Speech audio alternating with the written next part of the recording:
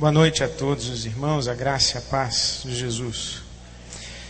É uma grande honra para mim estar aqui ocupando esse púlpito, uma honra pela história da CEPAL, pela minha história com a CEPAL, o quanto a CEPAL influencia minha vida cristã, meu ministério pastoral.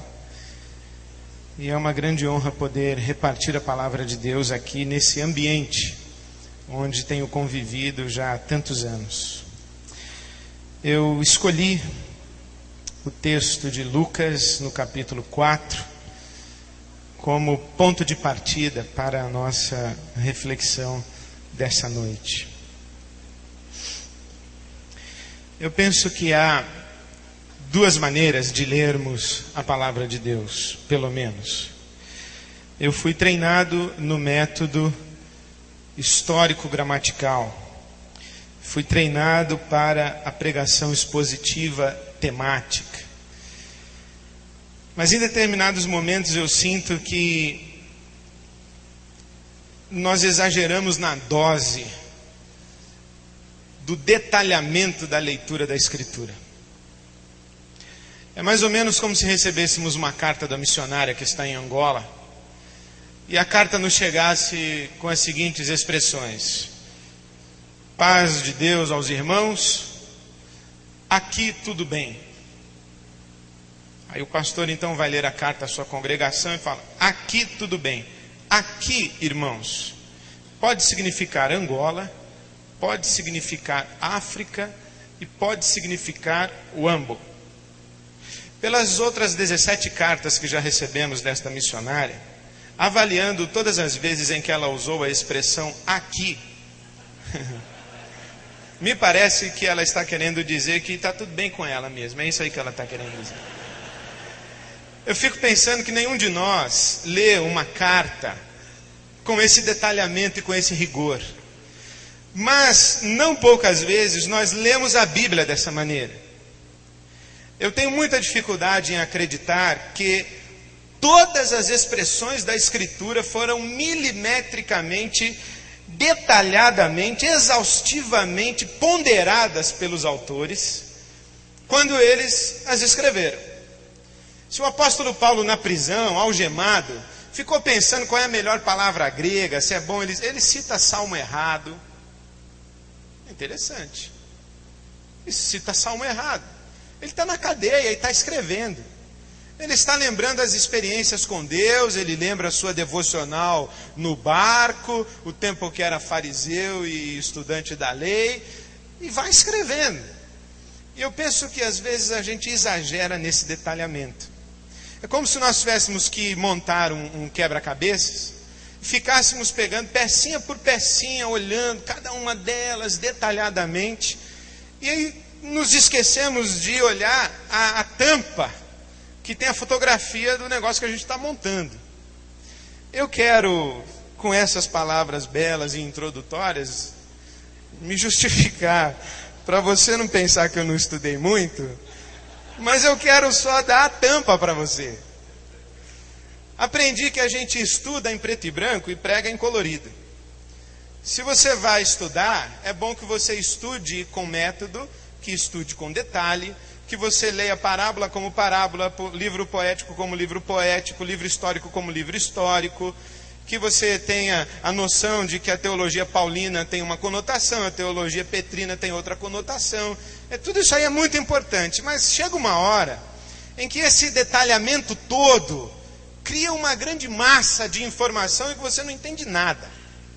Por isso eu acho que fiz o meu trabalho de casa e queria dar para você uma síntese do que eu depreendo desta expressão Jesus como modelo de ministério. Em que Jesus é modelo para nós? Ou como podemos olhar para ele hoje à noite como sendo um modelo de ministério para nós? Por isso escolhi o texto de Lucas, capítulo 4, que acredito ser uma boa porta de entrada para a maneira como Jesus desenvolve o seu ministério e o procedimento estratégico de Jesus ao desenvolver o seu ministério.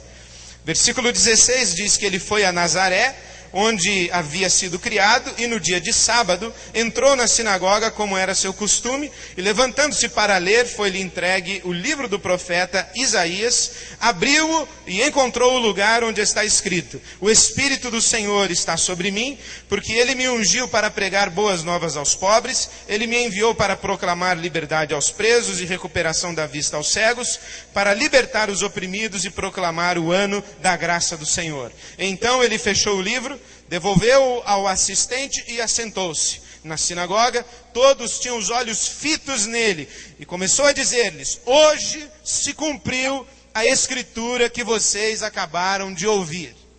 O que esse texto traz para nós como porta de entrada para o ministério de Jesus? Eu leio aqui que a primeira preocupação de Jesus, tendo recebido a autorização de Deus para entrar em cena no palco do seu ministério, foi explicitar, declarar a sua visão. Foi isso que Jesus fez. A primeira vez em que ele se pronuncia publicamente aqui, no caso na sinagoga em Nazaré, é uma explicitação pública de sua visão. Ele diz claramente a que vem. Ele diz por que foi enviado, com que credenciais foi enviado, qual era a sua missão, qual era a sua tarefa. E ele descreve com detalhes e com cores vivas. Ele não apresenta ideias, ele não apresenta mensagens, ele apresenta os atos a que se propõe fazer e com que finalidade se propõe realizar esses atos. Reivindica para si a autoridade messiânica, quando ele evoca do Isaías e diz: hoje se cumpriu essa escritura.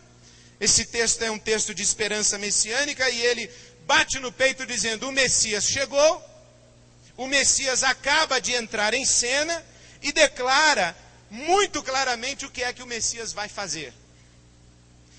Ele anda pela Galileia e anuncia por toda parte. Marcos capítulo 1, eu não quis começar lendo Marcos, porque razões óbvias. Marcos capítulo 1, os versos 14 e 15, que Jesus iniciou o seu ministério, declarando: arrependam-se e creiam, porque o reino de Deus está próximo. Uma boa tradução é: o reino de Deus é chegado. Não é um próximo cronológico, não é um próximo daqui a uma semana, daqui a um mês, daqui a um ano. É um próximo de imediato. O reino de Deus está aqui, está no estender das suas mãos, porque Jesus se anuncia como portador, aquele que traz o reino de Deus, e nós temos ouvido isso aqui exaustivamente, bem melhor explicado do que eu estou conseguindo explicar. Jesus, portanto, ele anuncia claramente sua identidade messiânica e a chegada, a irrupção do reino de Deus na história. Segunda coisa que ele faz: ele demonstra o reino em palavras e atos. Mateus capítulo 4, os versos de 23 a 25, nos dão conta de que Jesus foi por toda a Galileia, ensinando nas sinagogas deles, pregando as boas novas do reino e curando todas as enfermidades e doenças entre o povo. Notícias sobre ele se espalharam por toda a Síria, e o povo lhe trouxe todos os que estavam padecendo vários males e tormentos, endemoniados, epiléticos e paralíticos, e ele os curou. Grandes multidões o seguiam, vindas da Galiléia, Decápolis, Jerusalém, Judéia e da região do outro lado do Jordão. O Senhor Jesus levanta-se em Nazaré, declara que o reino chegou, chegou nele, o Messias, diz o que é que vai começar a acontecer ao redor do Messias, naqueles que serão incluídos no reino, aqueles que receberão o toque da graça de Deus no toque das mãos do Messias, e então ele sai pelas ruas fazendo o que diz que iria fazer. Ele demonstra com suas palavras e atos o reino.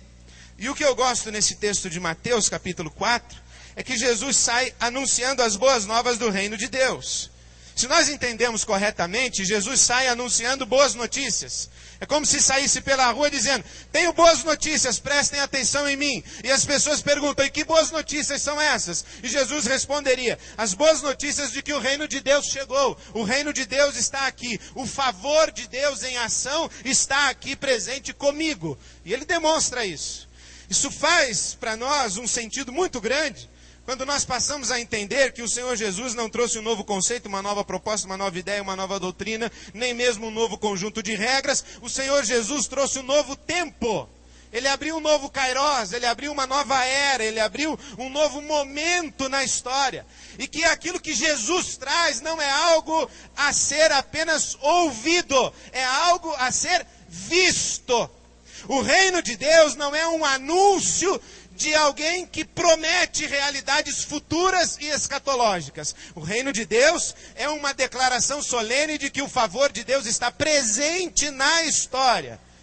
Melhor do que isso, nós podemos ler em George Ladd e mais ultimamente em Dallas Willard, no Conspiração Divina. O que eu acho extraordinário é a leitura que o Dallas Willard faz, dizendo que Jesus traz o reino e que o reino de Deus é visto. Esta é a experiência de João Batista. Ele aponta para o Messias, eis o Cordeiro de Deus que tira o pecado do mundo. Ele é retirado porque cumpre seu papel, vai preso, e na prisão, ele entra numa crise profunda, e ele quer checar se acendeu o holofote em cima do sujeito certo. Envia 2 dos seus discípulos, para que perguntem a Jesus se ele é mesmo o Messias, se ele era mesmo aquele que haveria de vir, e etc. E Jesus, no capítulo 7 de Lucas, diz o seguinte: voltem e digam para João Batista o que é que vocês estão vendo. Não é voltem e digam para João Batista o que é que vocês estão ouvindo como conteúdo da minha proclamação, do meu discurso, da minha doutrina, do meu ensino messiânico. Não. Ele diz, voltem e digam para João Batista o que é que vocês estão vendo. Os cegos veem, os coxos são curados, os demônios são expulsos das pessoas, e são eventos e sinais messiânicos. Eu tenho para mim que estes sinais históricos do reino de Deus no ministério de Jesus podem ser resumidos em 3 palavras: salvação, libertação e restauração. O reino de Deus, quando chega em Jesus, é um reino de salvação, onde aqueles que estavam afastados de Deus e sujeitos à ira de Deus, sob a condenação de Deus, agora são redimidos, são pacificados com Deus, são reconciliados com Deus, são transportados das trevas para a luz. Esse é o reino de Deus, é um evangelho onde a graça de Deus é oferecida, o anúncio do ano aceitável do Senhor. Então é um reino que é um reino de salvação, é um reino de libertação, onde aqueles que estão cativos e oprimidos pelo diabo, pelo mal, são libertos de seu cativeiro. Aqueles que estão cativos e oprimidos pelo medo da morte, são libertos do seu cativeiro, por Jesus vem trazer a libertação da morte e pega a chave da vida e da morte nas suas mãos. É um reino de libertação, porque quando o ser humano se afasta de Deus, ele se torna automaticamente escravo do diabo. Não há um status vivencial neutro.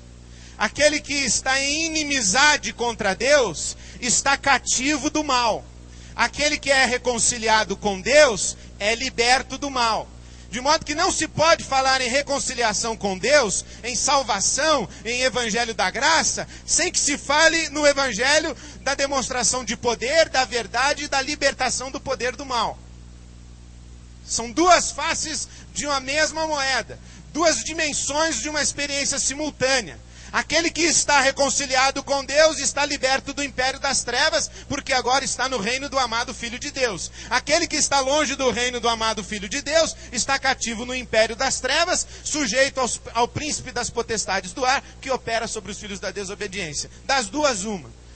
E quando Jesus traz salvação, traz libertação. E quando traz libertação, traz restauração. Porque o homem afastado de Deus é um homem decaído de seu status, é um homem decaído de sua dignidade como ser criado à imagem e semelhança de Deus. É um ser que se degenera, é um ser que se corrompe, é um ser que está o que não é.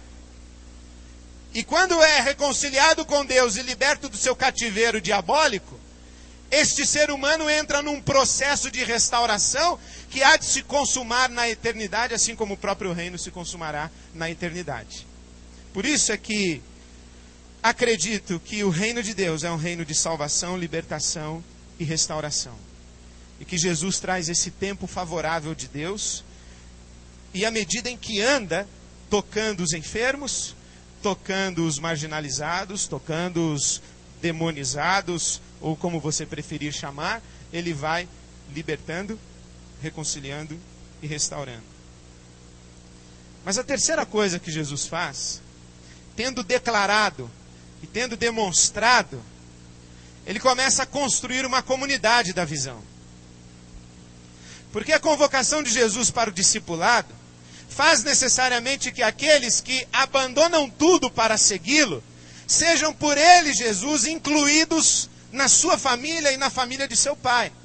Nós vimos hoje pela manhã a citação do texto quando Jesus diz: a minha família não é minha mãe, nem meu pai, nem meus irmãos, mas aquele que faz a vontade do meu pai.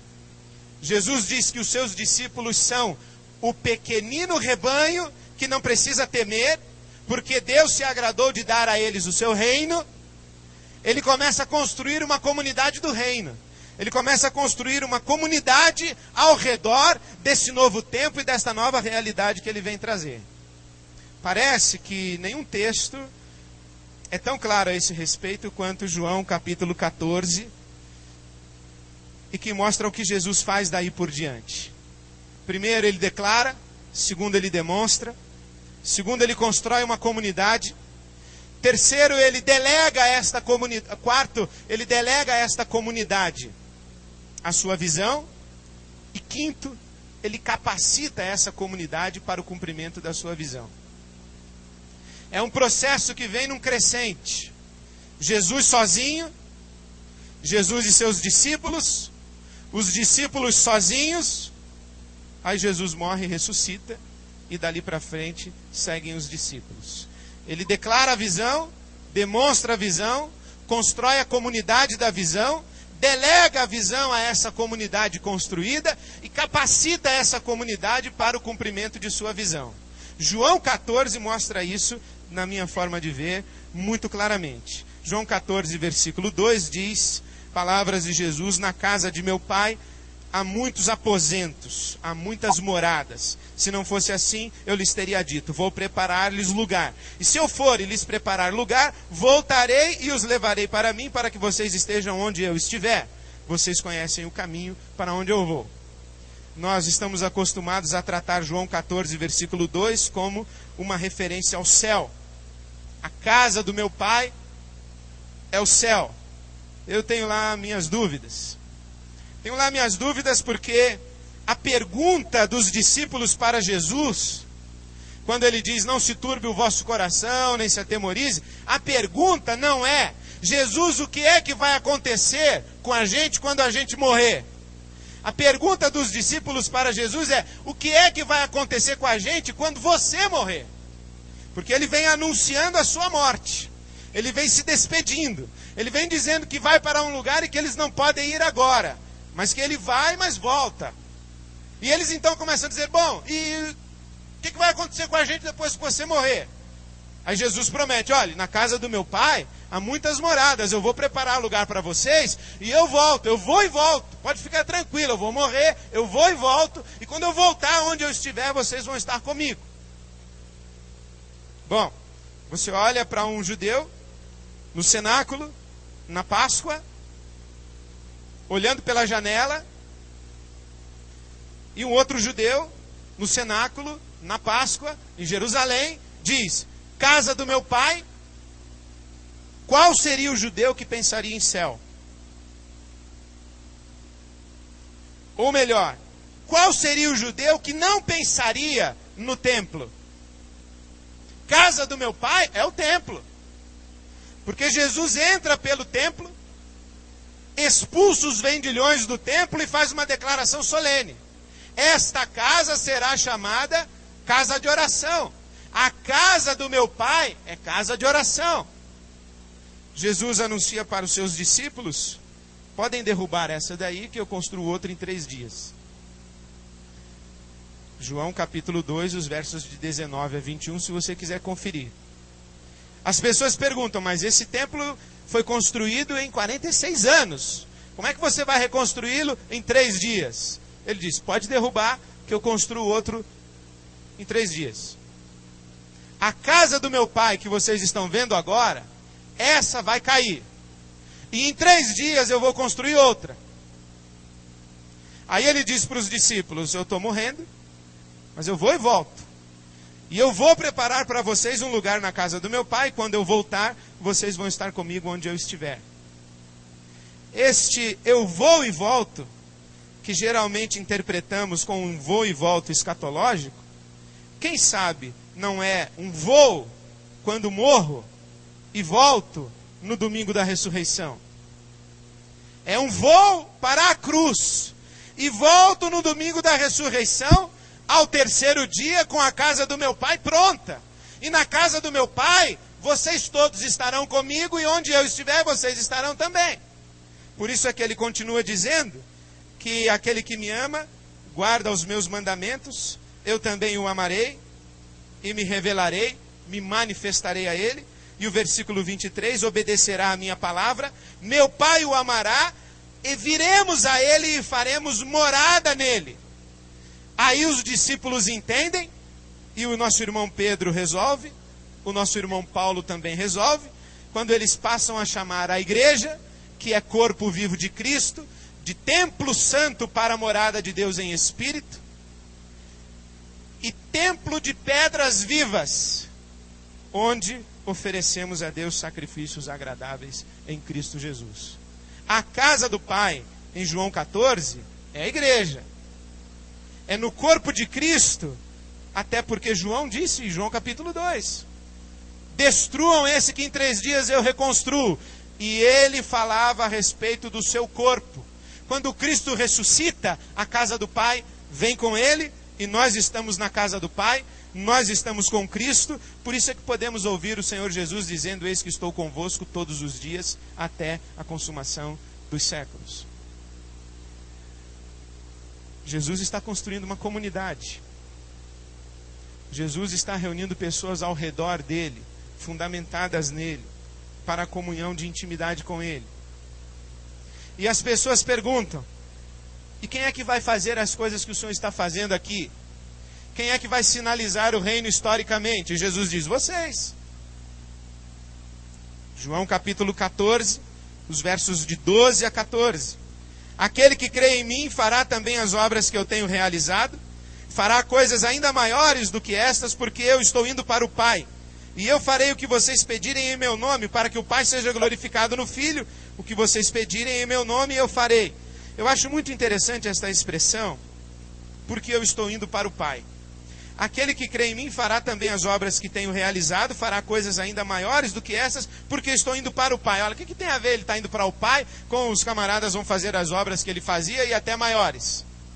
Tem tudo a ver, porque quando ele vai para o Pai, versículo 16, eu pedirei ao Pai e ele lhes dará outro conselheiro, outro consolador, para estar com vocês para sempre, o Espírito da verdade. O mundo não pode recebê-lo porque não o vê, nem o conhece, mas vocês o conhecem, pois ele vive com vocês e estará em vocês. Não os deixarei órfãos, voltarei para vocês. É mais ou menos Jesus dizendo, bom, eu estou saindo, vocês são a comunidade, minha comunidade em mim, ao meu redor, comigo, onde eu estou, vocês estão também. A casa do meu Pai agora é um corpo vivo, é um templo de pedras vivas, é casa para a habitação de Deus em espírito, e assim como eu manifestei o reino historicamente, vocês agora continuem o meu trabalho. Vocês continuem fazendo os sinais da presença histórica do reino. Bom, mas e como é que nós vamos fazer isso? Aí Jesus diz assim, vocês se lembram que quando eu entrei em cena, a primeira palavra que eu usei foi o Espírito do Senhor está sobre mim e me ungiu para? Pois então, eu vou. E quando eu chegar, eu vou pedir ao meu Pai. E assim como Ele derramou o Espírito sobre mim, Ele vai derramar o Espírito sobre vocês. Assim como Ele me ungiu, me autorizou, me capacitou, Ele vai ungir, vai autorizar e vai capacitar vocês. E vocês continuam fazendo as obras que eu estava fazendo até agora. Tanto é que quando Jesus ressuscita, ele entra na presença dos discípulos e diz: assim como o Pai me enviou, eu também vos envio ao mundo. Parece que é claro que Jesus vem fazendo uma transposição, delegando à igreja presença de Jesus Cristo no mundo, a prerrogativa do reino, dando a ela, a igreja, inclusive, as chaves do reino e dizendo a ela, a igreja: o que você fechar aqui embaixo, eu fecho lá em cima. O que você abrir aqui embaixo, eu abro lá em cima. O reino de Deus que chega em Jesus é compartilhado por Jesus com a igreja, e a igreja hoje na história é protagonista desse reino.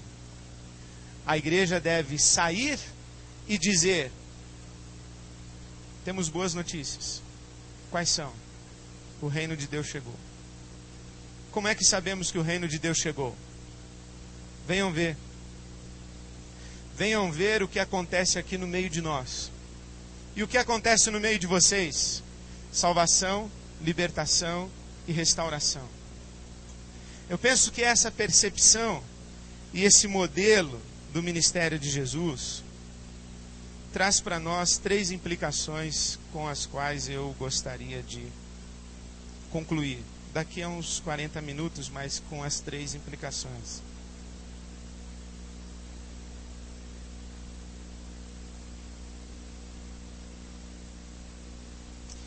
Bom, a primeira implicação é que esse modelo afeta radicalmente o nosso conceito de pastoreio. O que é pastorear? Eu responderia, já que o Ari falou que compartilha comigo as suas heresias, eu responderia citando o Ariovaldo.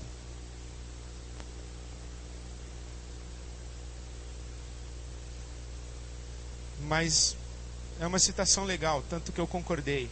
Então, pastorear é construir comunidade.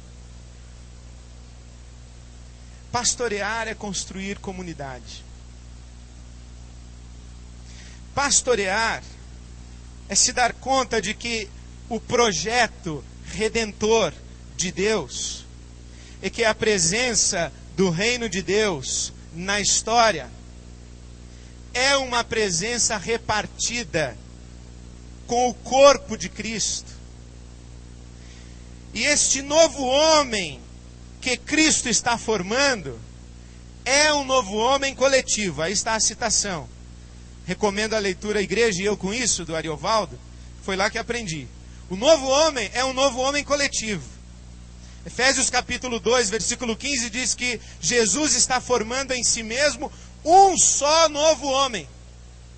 Coríntios capítulo 5, 17 vai dizer para nós: aquele que está em Cristo é nova criatura ou é nova criação. Não mais descendência de Adão, mas sim descendência de Cristo. Não mais um homem, uma raça em Adão, mas uma raça em Cristo. Pastorear é perceber que somente nessa construção de comunidade e nessa vivência de unidade comunitária, o reino de Deus encontra densidade histórica. Porque enquanto o reino de Deus não encontra densidade histórica em projetos de comunidade, o reino de Deus não passa de um anúncio, de uma mensagem. Porque não há lugar onde o reino de Deus é palpável, senão a partir da comunidade, do rebanho do reino, do pequenino rebanho a quem Deus se agradou de dar o reino. E eu vejo com certa tristeza, e até fazendo um meia-culpa, que 2 grandes erros nós temos cometido. O primeiro é a substituição da nossa função pastoral, pelo que eu tenho chamado ou compreendido, e o pecado que eu tenho confessado, é por uma função gerencial institucional. O que tenho assistido e visto é que nós pastores perdemos a dimensão da comunidade do reino e do reino e construímos nossos próprios impérios eclesiásticos. E, com muita tristeza, eu digo que, na minha opinião, a Universal do Reino de Deus é a igreja matriz do movimento evangélico brasileiro. Igreja matriz por quê? Porque por onde eu passo nesse país eu vejo universaizinhas. Tem Universal Batista, Universal Presbiteriana, Universal Metodista, Universal de Comunidade. É tudo gente querendo ir para a mídia, abrindo o templo o dia inteiro, colocando obreiro com gravata e sem paletó em volta do auditório, multiplicando suas igrejas, fazendo suas cadeias hierárquicas. Então, uma invernizada na teologia, uma invernizadinha na ética, mas no fundo é o projeto institucional que está valendo. É isso que eu tenho tentado compartilhar no meu seminário.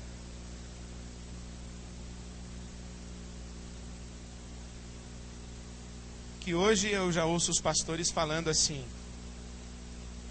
eu fico atento aos meus concorrentes.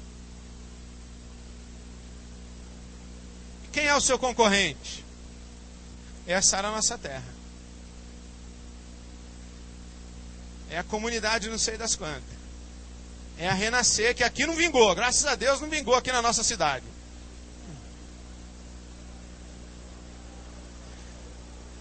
No tempo em que eu li a Bíblia com mais singeleza, os nossos concorrentes eram os deuses da Umbanda, não as igrejas cristãs à nossa volta. Nós começamos a disputar mercado. Começamos a disputar quem sai, quem fica. Sabe por quê? Porque não construímos comunidades. Transformamos a igreja num balcão de prestação de serviços religiosos, onde a turma vai quando o filho quer casar e quer casar na igreja batista. O meu pai está hospitalizado, pastor, minha mãe foi membro fundador aqui dessa igreja, não dá para o senhor visitar? É balcão.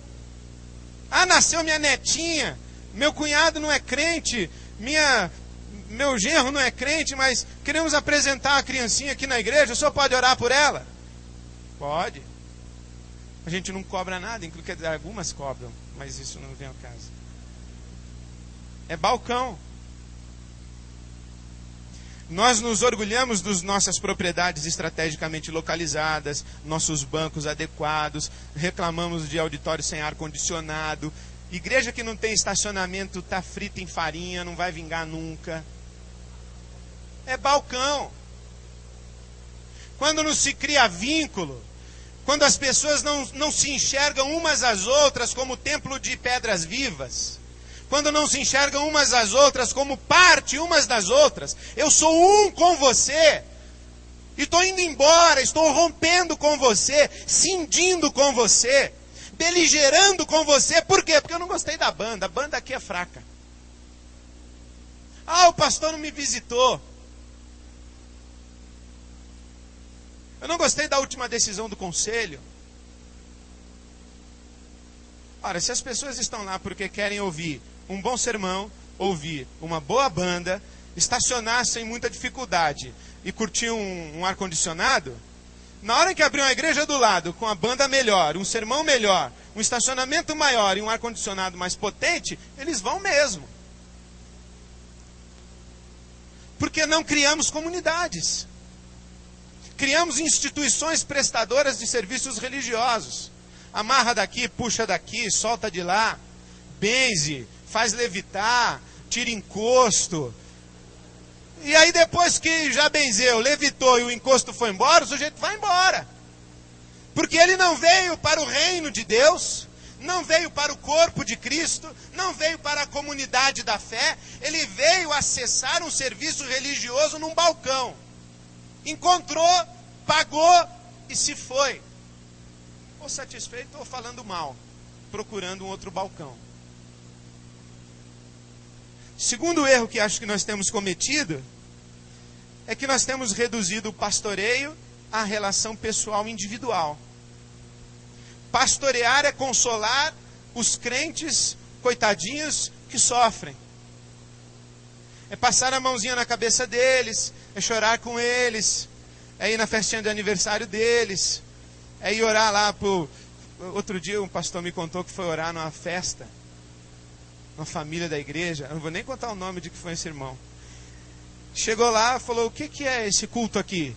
Falou: é que os nossos netinhos vão para Disney, é um culto de despedida. Aí vai orar no cultinho de despedida, vai lá visitar o bebezinho que nasceu. E se não visitar, a família fica chateadinha. Aí o sujeito fica desempregado, aí precisa de alguém lá resolver o problema dele. E nós nos sentamos na cadeira dos terapeutas ou dos apaziguadores de consciências fracas e de melindres individuais e ficamos atendendo em gabinete, fazendo visita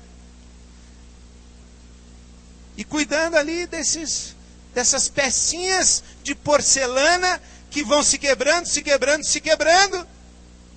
Quando deveríamos ir cuidar do rebanho ferido de Deus, a desgarrada, ir buscar, a ferida, ir tratar, a que está quebrada, ir restaurar, mas para trazê-la de volta ao rebanho, não para dar um paliativo até a próxima crise, para trazê-la em maturidade no corpo, na edificação da comunidade. Onde é que se cresce em Jesus? Na rede de relacionamentos. Não é no culto, não é no seminário, não é na fita, não é no culto da televisão, não é no rádio, não é no louvorzão, não é na vigília. Onde é que se cresce e se amadurece no corpo de Cristo? Na teia de relacionamentos de mutualidade, uns aos outros. Enquanto não ensinarmos isso, não estamos pastoreando.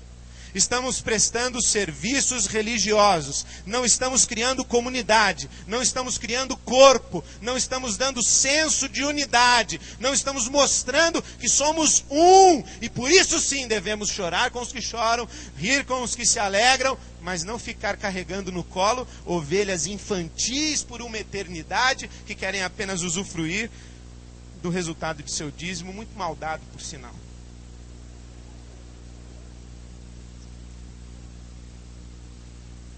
Segundo, eu penso que se compreendemos que Jesus trouxe um novo tempo, se compreendemos que Jesus fez o reino de Deus irromper na história, compartilhou esse reino com a sua igreja, delegou esse reino à sua igreja, capacitou a sua igreja com a unção do Espírito Santo, nós precisamos entender melhor o que são os dons e ministérios.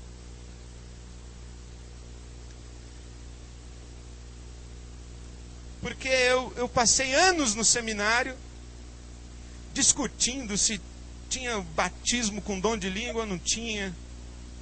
Se a experiência de Atos 2, Atos 8, Atos 10 e Atos 19 é uma experiência comum a toda a igreja, comum a todos os cristãos, ou se não é. Se tem segunda bênção, se não tem segunda bênção.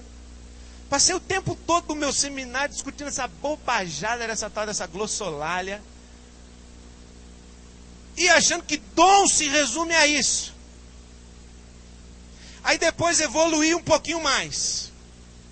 Evoluí. Aí comecei a entender que dom era capacidade para viabilizar a minha instituição.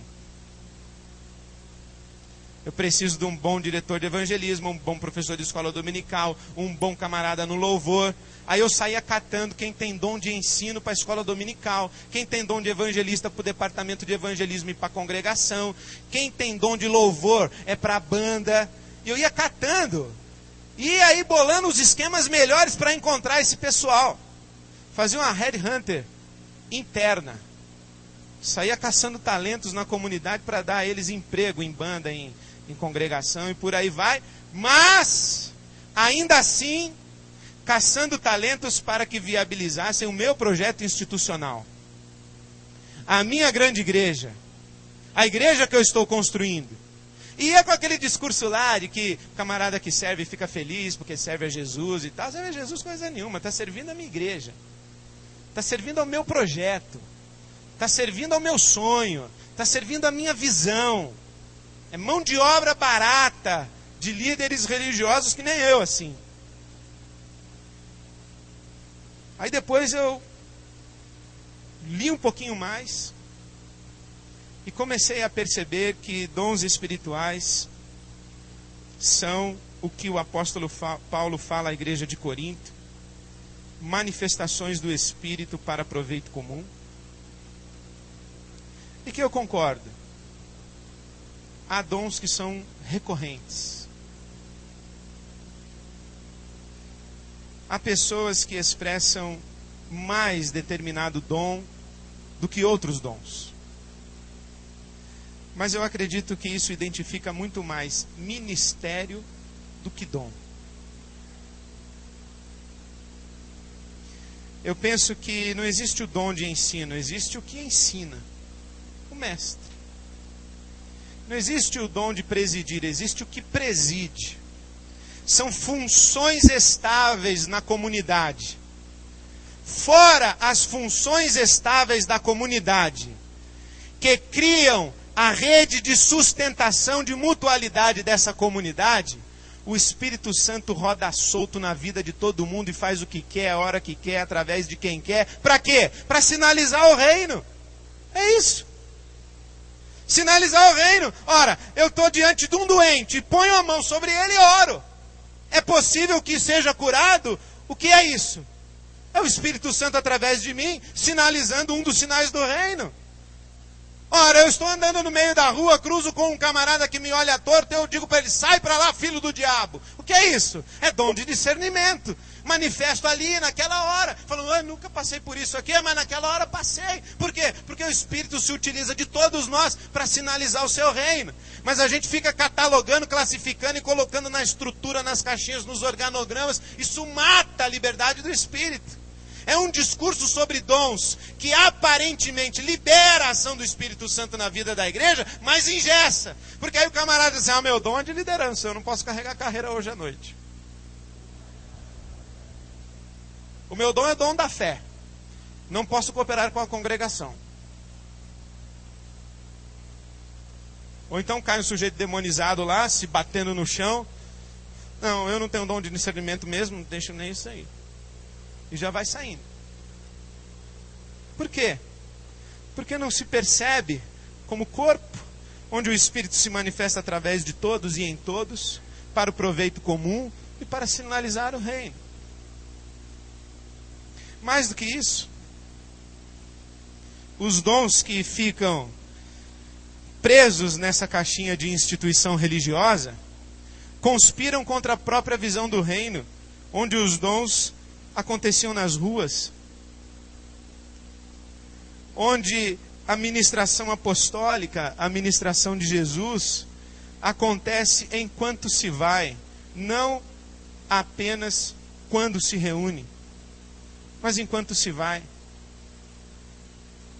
Eu não vi ainda a igreja fazer eleição de representantes na sociedade Amigos de Bairro. Não vi ainda. Nem a minha igreja faz. Mas eu espero um dia que faça. Quem são nossos representantes aí do movimento sindical? Quem é que está desenvolvendo aí a pastoral de educação nas escolas da cidade? Quem são? Quem são os médicos? Quem são os políticos? Quem são os economistas que estão discutindo reforma tributária? Quem são? Não, porque nós estamos discutindo dom para banda. Dom para dar testemunho em culto de domingo à noite. O Espírito Santo derramado sobre a igreja é um Espírito Santo para mobilizar a igreja até os confins da terra, para sinalizar historicamente o reino, e não para entreter os religiosos consumistas. O Espírito Santo não atua no ramo de entretenimento, da curtição. Atua no ramo da missão. E isso, acredito, nos faz repensar o nosso conceito de evangelização e missão. Nosso conceito de evangelização e missão, já que temos um conceito de instituição prestadora de serviços, já que essa instituição prestadora de serviços funciona com mão de obra voluntária, o nosso conceito de evangelização e missão é pescar gente do lado de fora, trazer para dentro da nossa instituição, para ter mais recurso, mais voluntário, para quê? Para pescar mais gente lá fora, trazer para a nossa instituição, para quê? Para ter mais recurso, mais voluntário, para quê? Para pescar mais gente lá fora. Eu tenho uma desconfiança em Marcos capítulo 1. Só vou dizer que é uma desconfiança, porque vai que o Rick Watts amanhã fala que está tudo errado. Então eu falei, mas eu falei que era só uma desconfiança. Que quando Jesus fala para pescar homens, será que ele está falando desse processo de pescaria individual, de trazer pessoas das trevas para a luz? Ir pescar lá fora, o vizinho se converte, mais um vizinho se converte, aí batiza, tá, esse aqui está garantido, marca o X, dá um evangelho de João para ele, tá, beleza. Será que é isso? Ou será que pescar homens não é buscar essa imago Dei que se perdeu na raça? E que Jesus, quando diz, eu farei de vocês pescadores de homens, ele se dá de cara com o sujeito demonizado, expulsa os demônios e aflora nesse homem a dignidade do ser criado à imago Dei. Será que não é isso? Será que o nosso trabalho como igreja não é sair dos portões dos templos e buscar nesta raça caída a restauração da imago Dei? E não interessa qual é o instrumento de limitação dessa imagem de Deus no homem. Se é o analfabetismo, se é a fome, se é o diabo, se é a depressão, se é uma cegueira, se é uma surdez, não interessa. Interessa que esse homem está limitado no seu status como um ser criado à imagem e semelhança de Deus, e a igreja há que pescá-lo de volta, há que trazê-lo de novo à luz, há que trazer essa imagem de Deus na raça de volta à luz. Nosso conceito de evangelização é individual, à base de 4 leis espirituais, que garante uma salvação subjetiva para um futuro, sabe Deus quando é que ele vai acontecer. Mas na verdade Jesus vem convocando pessoas para o seu reino, num comprometimento que afeta as suas relações plenas. O sujeito que se rende ao reino de Deus, ele arruma confusão com o inferno, arruma confusão com o imperador, arruma confusão com o vizinho, arruma confusão com o pai, com a mãe, arruma confusão com a amante, com a namorada, com o patrão, arruma confusão com o Estado, arruma confusão com a lei tributária, arruma confusão com sem terra, com terra, arruma confusão com todo mundo, porque a chamada para o reino de Deus faz redimensionar a vida completamente. E aí esses que estão no reino dizem, olha, há um novo chefe aqui, o novo chefe é Jesus, é o reino. Então evangelizar não é pregar o plano da salvação, é sinalizar o reino de Deus na história. Por quê? Porque esse pecado onde nós estamos cativos não é apenas um pecado individual, é um pecado onde somos solidários em Adão com a raça. E Jesus não veio salvar um por um, veio redimir uma raça. Ele veio levar sobre si, não a sua maldição e a minha, mas a maldição de uma raça. Ele veio para um mundo que está caído, e que esse pecado que está no nosso coração e é expresso pela maldade do nosso coração, é um pecado que está incluído na realidade do fato de que esta presente ordem de coisas, a criação atual, geme. Por quê? Porque está sujeita à vaidade, em cativeiro de corrupção. É um cosmos caído, não é um vizinho caído. E não somente um cosmos caído com um vizinho caído, mas uma sociedade estruturada de maneira a conspirar contra o reino e os projetos do reino. Então, quando a igreja sai como proclamadora, como portadora, como porta-voz, anunciadora e sinalizadora desse reino, ela confronta este ser humano em todas as suas dimensões. A igreja não foi feita para fazer conferência evangelística na Semana da Pátria. Foi feita para sinalizar historicamente o reino, com a prerrogativa que recebeu de Jesus e a unção do Espírito que está sobre ela. Portanto, quando olhamos para Jesus como modelo de ministério, nós olhamos alguém que traz um novo tempo, olhamos alguém que demonstra os sinais desse novo tempo, em salvação, libertação e restauração. Olhamos alguém que nos convida à rendição a esse reino que ele traz. Olhamos alguém que transfere para nós esse privilégio e essa grande responsabilidade da sinalização histórica do reino. E olhamos para alguém que derrama sobre nós o Espírito Santo e que nos unge e nos capacita para sinalizar o reino de Deus na história e no mundo. Isso faz com que repensemos o nosso conceito de pastoreio. Não estamos administrando balcões de prestação de serviços religiosos. não estamos apaziguando consciências enfraquecidas e ovelhinhas de porcelana, com paliativos religiosos. Estamos construindo comunidades que sejam um reflexo, uma expressão dessa unidade segundo a qual Deus nos criou a sua imagem e semelhança. Isso faz com que a gente repense o nosso discurso e a nossa prática a respeito de dons espirituais, porque o Espírito derramado sobre a igreja não é um espírito viabilizador de organizações cristãs. É um espírito que dá poder para que o reino de Deus seja sinalizado historicamente. E isso faz com que reavaliemos o nosso conceito de evangelização e missão. A evangelização e a missão não estão restritas ao evangelismo pessoal e ao resgate individual daqueles que estão cativos nas trevas. Mas a evangelização e a missão implica a sinalização do reino como um anúncio profético do que será a terra nova e a nova Jerusalém que tanto esperamos. Eu queria terminar citando o reverendo Robinson Cavalcante, que diz que a missão da igreja é sinalizar aqui e agora a maior densidade possível do reino de Deus, que será consumado ali e além, na eternidade. Eu oro a Deus que esta igreja apareça no Brasil, porque eu ainda não vi, mas oro por ela, intercedo por ela, sonho com ela, e por isso que Jesus me ensinou é que eu estou dedicando a minha vida e atrás desse sonho que eu estou correndo. Eu oro a Deus que seja o seu sonho, a sua visão e a sua parceria no reino de Deus. Amém.